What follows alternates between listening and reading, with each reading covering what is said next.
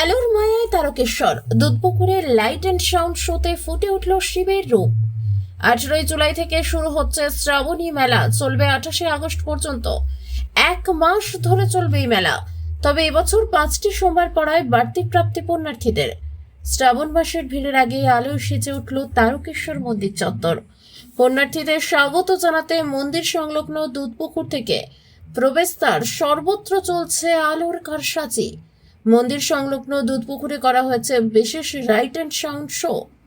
আলোর মাধ্যমে সেখানে ফুটিয়ে তোলা হচ্ছে ভগবান শিবের বিভিন্ন রূপ। রাতের অন্ধকারে পুকুরের জলে প্রতিফলিত হয়ে সেই দৃশ্য আরো মনোরম হয়ে উঠেছে। দূর দূরান্ত থেকে আসা ভক্তরা এই লাইট অ্যান্ড সাউন্ড শো দেখতে ভিড় জমাচ্ছেন।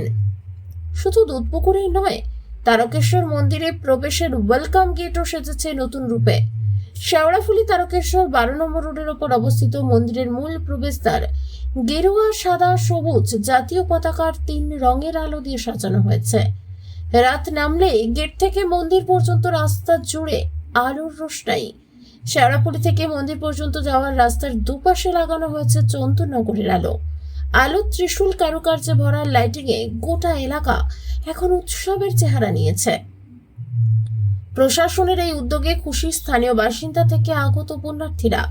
তাদের কথায় আলোয় সেজে ওঠা তারকেশ্বর দেখলে মন ভরে যায়। বাবার দর্শনের পাশাপাশি এটিও একটি বড় প্রাপ্তি।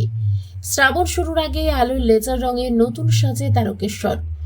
ভক্তি আর আলোর মেলবন্ধনে পুণ্যনগরী এখন পর্যটনেরও কেন্দ্রবিন্দু হয়ে উঠেছে।